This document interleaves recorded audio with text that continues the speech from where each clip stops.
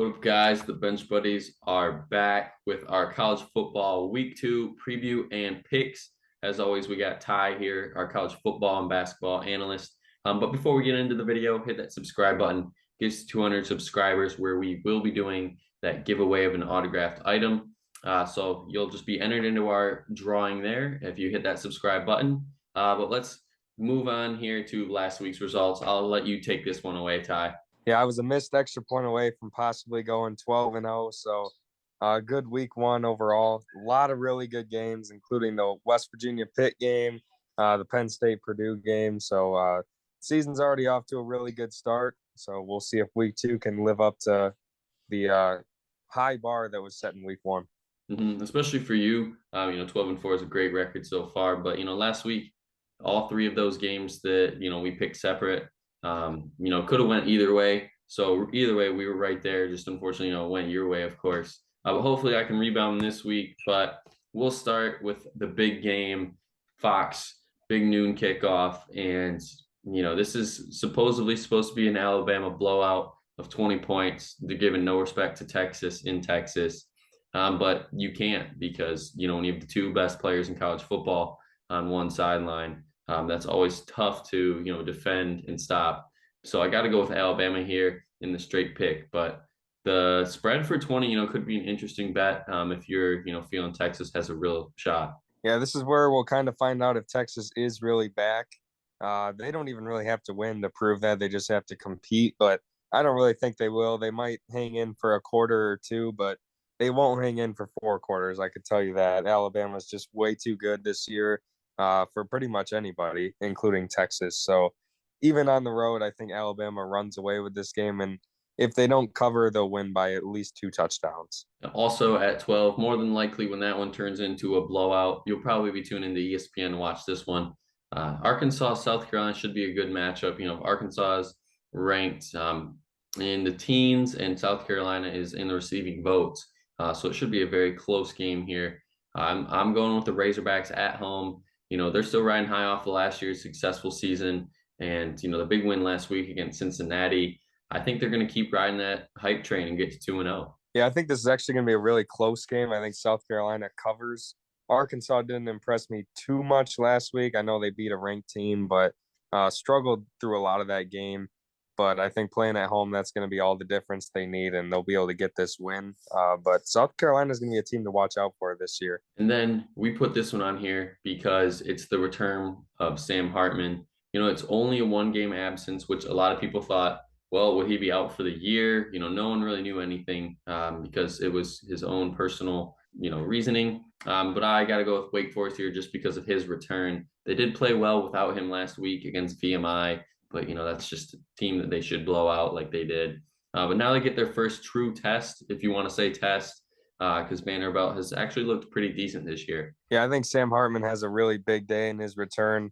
Vanderbilt is improved, but they're still Vanderbilt. They're still not really a good team at all. So I think Wake Forest, even on the road, I don't think 13 is quite enough. I think they'll cover that and win easily. And then we got at 2 o'clock your Broncos going on the road to take on Ball State. And Western competed against Michigan State and really, I thought, had a chance to even win that game in East Lansing going into the 4th quarter. But some late touchdowns, halted that from happening. Where Ball State's coming off a bad loss week 1. And I got to go with the Broncos here on the road. They're favored by a touchdown. And I think, they are even going to cover that as well. Yeah, I think Western coming back down now to MAC competition. I think they'll be able to get the win here. As pretty much every year, they should be one of the most talented teams in the MAC. It's just a matter of whether they can put it together for once. So this will get them off to a good start. And then at 3:30, after all those games are either started or ending, we got App State going into Texas A&M. And I think this is a spread game that I would go with App State here. But I'm going to go Texas A&M for a straight pick. It's just too much on the table here for Texas A&M to not take them. But App State, they have had success pulling off upsets in the past, obviously a long time ago against our Wolverines, bad flashbacks there. But, hey, maybe they can create some better flashbacks here for us if they go on the road and beat Texas A&M. Yeah, we definitely saw last week that App State can score some points as they put up 61 against North Carolina. But The defense is a little better for Texas A&M, and it's a much tougher place to play as they're going to Kyle Field. So maybe they cover. I actually think Texas A&M is going to cover this game, but Texas A&M should win pretty easily, even though App State's a pretty solid team. And then probably the game you will be watching at 3:30 is this Tennessee Pitt game, a game that I think is flying under the radar going into this week because obviously everyone's talking about Alabama, Texas, but this game has some implications for both sides. Pitt, if they win this game, that's a big resume booster, and especially the ACC where it's a low competition this year. Besides the top four teams, after that they just fall off. Where Tennessee, if you can get this win on the road in Pitt, that's a great look for Tennessee. They'll probably be ranked for sure next week in our rankings if they can go on the road. But I am going to go with the home team, Pitt. I think Slovis is going to come out and have a game and just absolutely take over, and Pitt's going to win. Yeah, I'm going with Tennessee to get the road win here. I think Pitt's defense did not look great against West Virginia, and that Tennessee offense is really explosive. They're much better than West Virginia's, so I think Tennessee's just going to put up a lot of points here, and that'll be the difference. I don't think Pitt's going to quite be able to keep up with them. At 4, we have Houston going to Texas Tech. I'm going with Houston on the road, and hear me out. Yes, I know last week that they won in triple overtime at UTSA, but they're a solid team, and I think they're a team that people won't talk about because they are a non-Power Five conference. But Houston, you still got to go on the road and win their first game of the year, first game jitters, and I think that gave them a real wake-up call going into this matchup here. So I think Houston's going to pull one out, and could be an even overtime game again. Yeah, I think just coming off that emotional win for Houston, I think it's going to be tough for them to go into another road environment in week 2 and come out with another big win. So I'm gonna go with Texas Tech. I think they're an underrated team in the Big 12 this year, a team that could win 9, maybe 10 games. So I think they get it started with a big win here in week 2. Also at 4 o'clock, you have the Iowa rivalry, Iowa State, Iowa. Iowa's won, I believe, the last 7 or 8 matchups here, and it's going to continue. I think it's going to happen even after last week's dismal week for Iowa. But hey, you do have to realize that they still held South Dakota State to 3 points all day. And yes, I know that the offense kind of got bailed out by getting 2 safeties, and essentially won them that game. But I think they're going to rebound and really show that they can play some ball and put up some points. And I think that's what's going to happen here. Yeah, I'm looking at the under in this game. I think this will be a defensive battle, but I think Iowa State finally ends the streak of, I believe, 7 in a row they've lost to Iowa.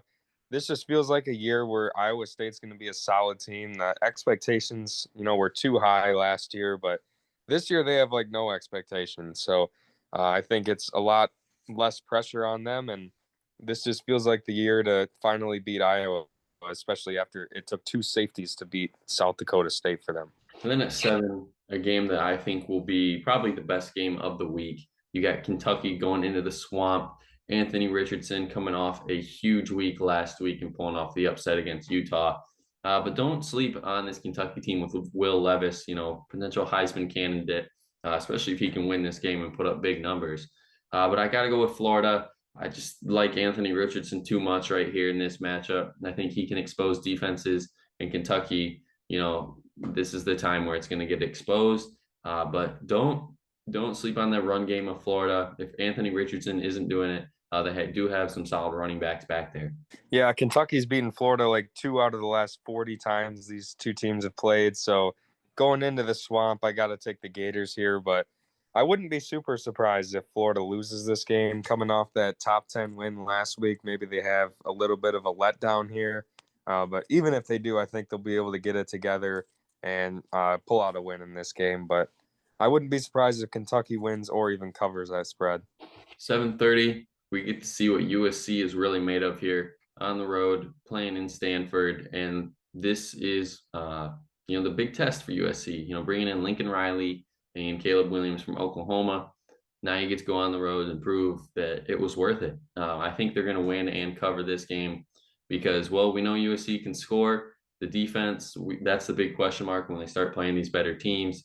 I think they will hold up, probably limit Stanford to 20 or less, where USC, I think, will put up at least 35. Yeah, I agree. I don't think Stanford can keep up with USC, and I know it's a road game, but Stanford is not a tough place to play at all. There might be more USC fans than Stanford fans at this game, so I'm not too worried about that for USC. And like you said, I think their offense is going to be the difference. I think they'll be able to put up too many points for Stanford to be able to keep up. At 8 o'clock, we have our Michigan Wolverines playing a night game against a meaningless team in the Hawaii Warriors. And I think that might be one of the biggest spreads I've ever seen in my life. Michigan's favored by 52 points. But, the big story, obviously not the spread, is the quarterback situation. J.J. McCarthy is starting this week over Cade McNamara because he started last week.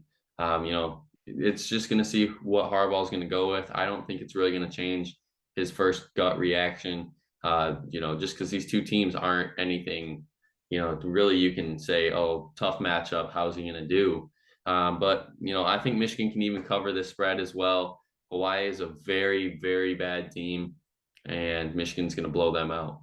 Yeah, 52 is a lot of points, but I think J.J. McCarthy finally getting his chance to start. He's going to leave it all out on the field. He wants that starting job after this week. So I think they're going to put up a lot of points in the first half. And, if you bet this game and you bet on Michigan, you're going to be really relying on their third stringers and walk-ons in the second half. And that might not be a bad strategy because Hawaii is just that horrible. But Michigan, they should be up at least 30 by halftime and just absolutely dominate this game. The main story is just how is J.J. McCarthy going to play and who's going to win the quarterback position going forward. At 10:15, after all those games are over, you get to see the late night action. And this is where, BYU playing a Big 12 team, they'll get some love here on TV. They are favored by 3 at home against a, top 15 team where BYU just missed our rankings as well. But it's not going to matter going into next week. I'm going with technically the upset in Baylor. I just think the Bears have a lot to prove coming off of last year's Big 12 championship win. And, they're riding high off of that. And coming into this year, they have a lot to prove and potentially, could be a dark horse college football playoff team as well. Because if, you're in the Big 12, you go 11-1, win that championship, there's more than likely going to be a spot for you. Yeah, I'm going with the Bears, the road underdog here. I have Baylor winning the Big 12, so I'm really high on them. And most people say defense travels in football, so I think that'll be the case here. Baylor's got one of the best defenses in the country, so I think even going into a tough environment on the road, I think they'll be able to come out with the win, and this would be a huge win for them going forward. And then the last game on the docket here, we got Oregon State favored by 1 going in Fresno State, the Bulldogs. And I'm going with Fresno State here at home. I think this is a game that, Fresno State, if they win this game, they get some more respect on their name. And I think that's what's going to happen here.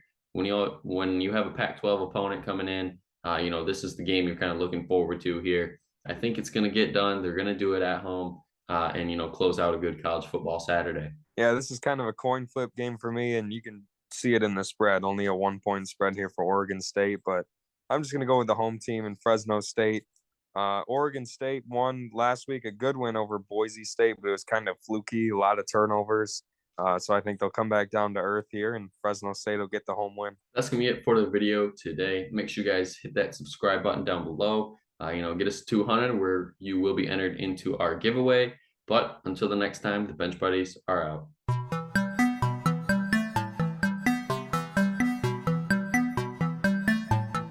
She never called back.